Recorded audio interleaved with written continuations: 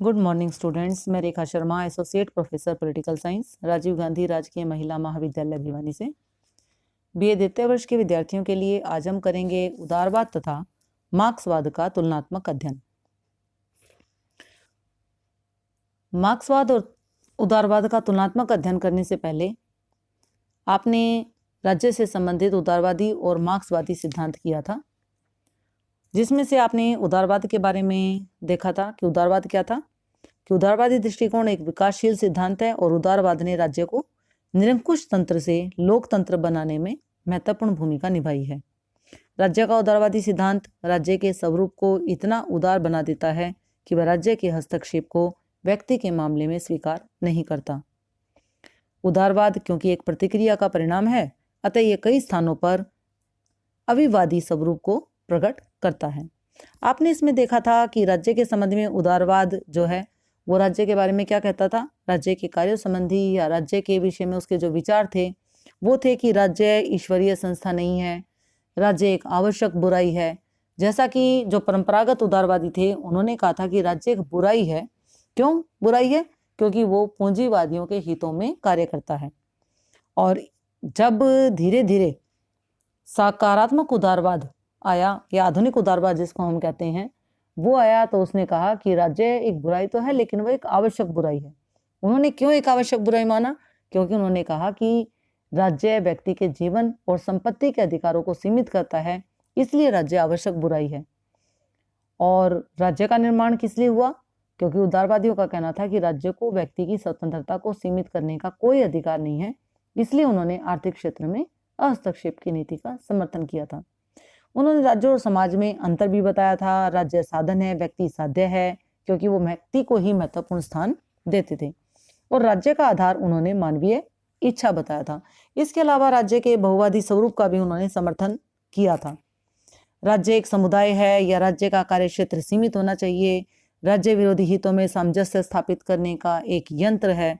ये आपने देखे थे कि उदारवादियों के विचार थे। इसके अलावा आपने जब मार्क्सवाद के बारे में बात की थी तो मार्क्सवाद क्या था? मार्क्सवाद जो था वो मार्क्स, एंजल्स और लेनिन, इन तीनों के विचारों का समावेश था। जिसमें मैंने आपको बताया था कि जो कार्ल मार्क्स हैं उनके गुरु का नाम एंजल्स था, वो उनके मित्र भी थे, और जो उनके शिष्य थे वो लेनिन थे, जिन्होंने मार्क्स के जो थ्योरेटिकल विचार थे उनको प्रैक्टिकल रूप दिया था। अर्थात उन्होंने क्रांति करवाई थी रूस के अंदर 1917 में, जो कि मार्क्सवाद के विचारों के ऊपर आधारित थी। जैसा कि मार्क्स ने कहा था कि सभी राजनीतिक, सामाजिक, बौद्धिक व्यवस्थाएं, सभी सैद्धांतिक दृष्टिकोण जो इतिहास के काल में उभरते हैं वे सब जीवन को भौतिक अवस्थाओं में से निकलते हैं। यानी मार्क्स का जो विचार था वो भौतिक पदार्थों के ऊपर आधारित था और सारे आर्थिक विचार थे उनके।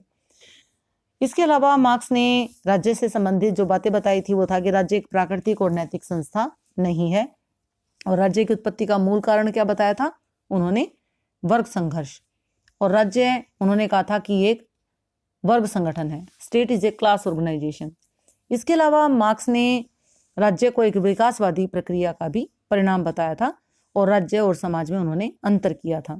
राज्य समाज में एकता पैदा नहीं कर सकता, राज्य सामान्य हितों का प्रतिनिधित्व नहीं करता, इस प्रकार के मार्क्स के विचार थे। और अंत में हमने मार्क्स के विचारों में ये भी पाया था कि उन्होंने कहा था कि एक समय ऐसा आएगा जब सर्वहारा वर्ग की तानाशाही स्थापित हो जाएगी और चारों तरफ एक जैसे लोग होंगे जो कि गरीब लोग होंगे।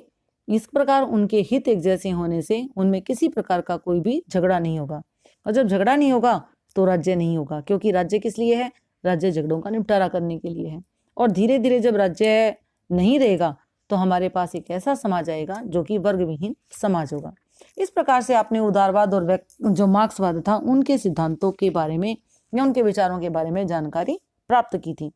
इसी आधार पर ही हम उदारवाद और मार्क्सवाद का तुलनात्मक अध्ययन करेंगे, या हम ये कह सकते हैं कि राज्य के स्वरूप संबंधी उदारवादी और मार्क्सवादी सिद्धांत में हम अंतर करेंगे।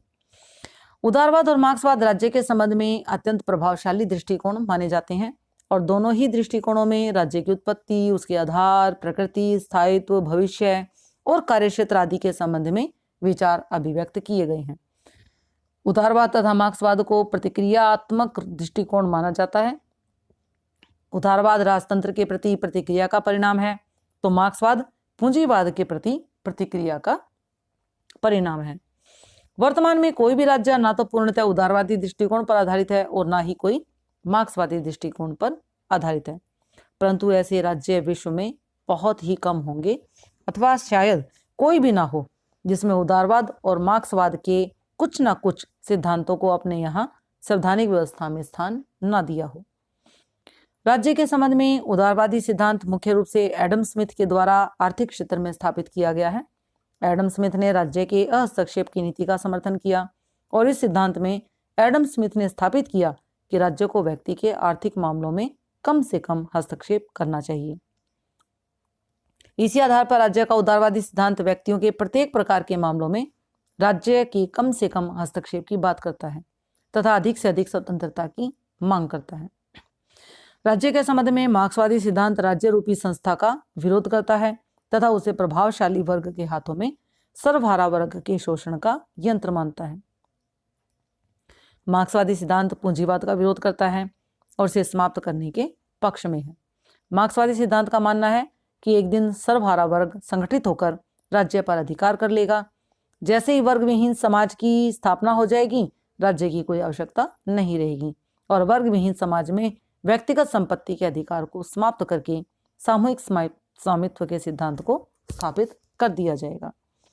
तो वर्ग विहीन समाज में व्यक्तिगत संपत्ति के अधिकार को जब समाप्त करके सामूहिक स्वामित्व के सिद्धांत को स्थापित कर दिया जाएगा तो इस अवस्था में पूंजी का सामूहिक प्रयोग हो जाएगा।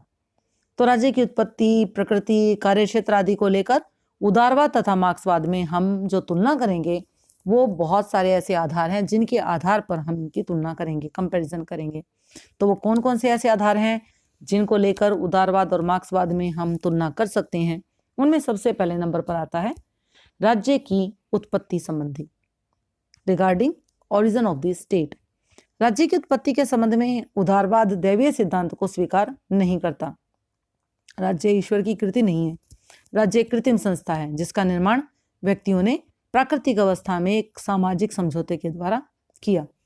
उनका कहना है कि प्राकृतिक अवस्था में व्यक्ति का जीवन पूर्ण रूप से स्वतंत्र था तथा वह सभी कार्य कर सकता था जो वह करना चाहता था, परंतु प्राकृतिक अवस्था की कुछ कठिनाइयां थी।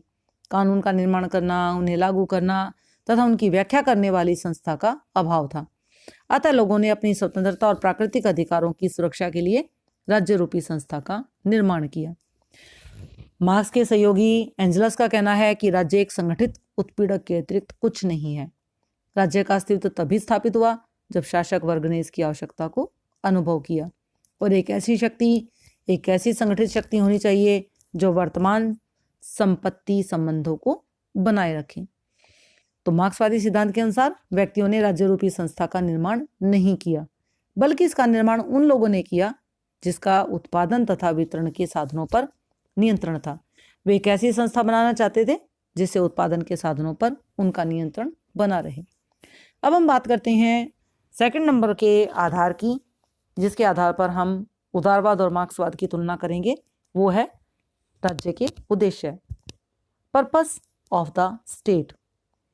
उदारवाद ने राज्य को एक कल्याणकारी संस्था के रूप में स्वीकार किया और जिसका मुख्य उद्देश्य क्या था? समाज तथा लोगों के बहुपक्षीय विकास को विश्वसनीय बनाना। राज्य का उद्देश्य लोगों की आवश्यकताओं की पूर्ति तथा सामाजिक कल्याण है।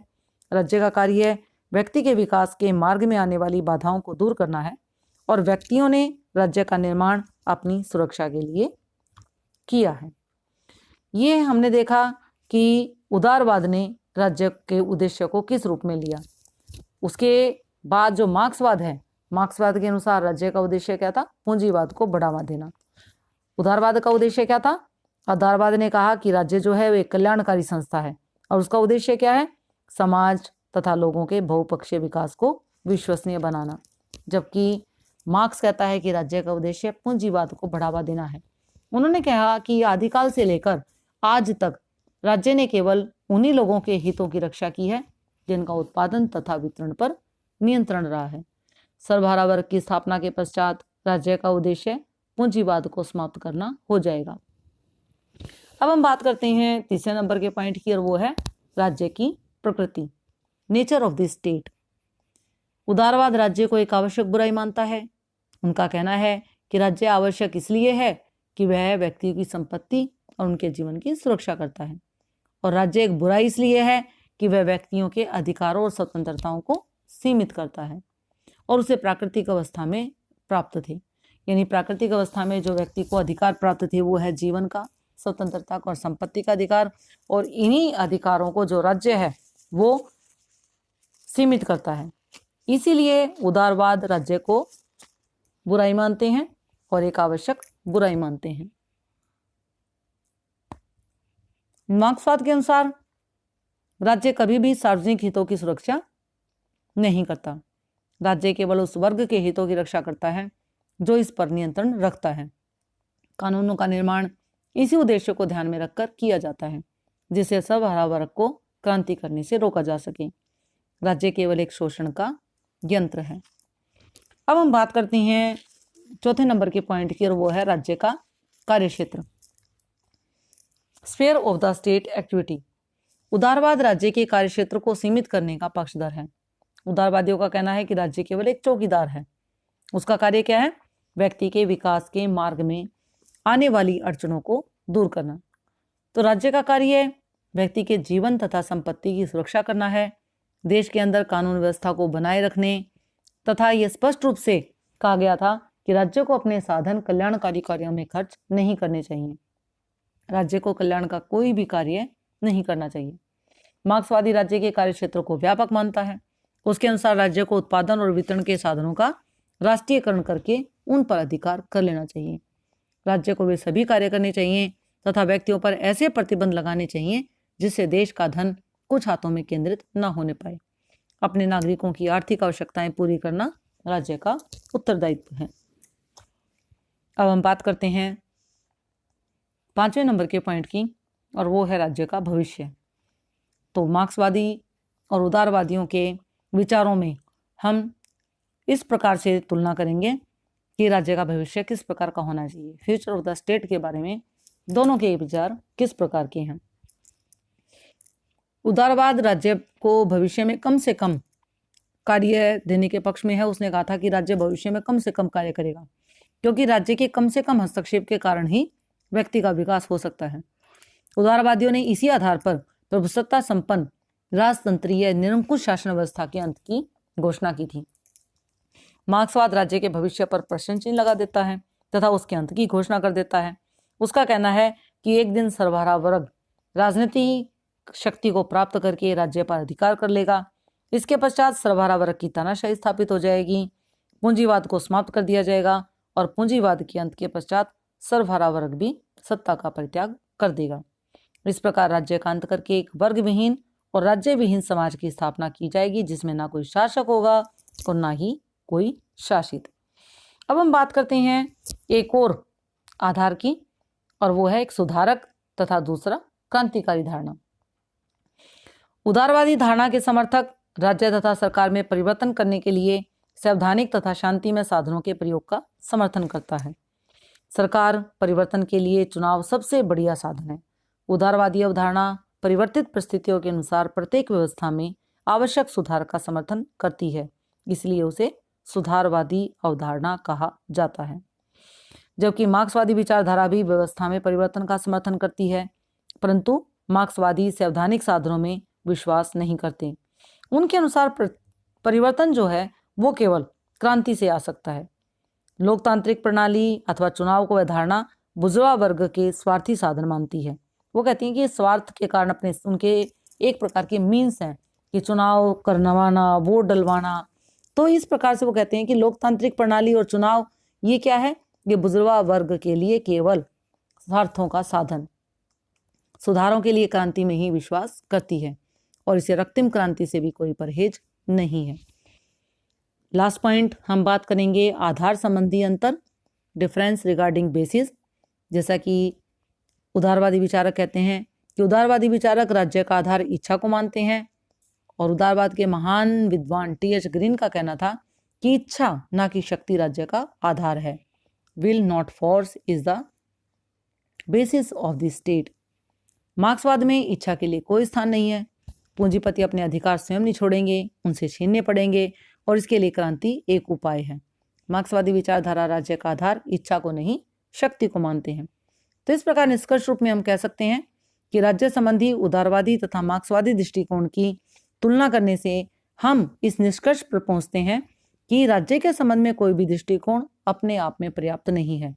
प्रत्येक अवधारणा में कुछ न कुछ त्रुटियां और कमियां अवश्य पाई जाती हैं। उदारवादी सिद्धांत का समझौतावादी आधार गलत तथा कल्पनात्मक है और जो मार्क्सवाद है उसका सिद्धांत वर्ग संघर्ष के आधार पर गलत है। अंत में हम यही कह सकते हैं कि विश्व के प्रत्येक देश में हमें उदारवाद तथा मार्क्सवाद के लक्षण प्रत्यक्ष तथा अप्रत्यक्ष रूप में देखने को मिलते हैं। धन्यवाद।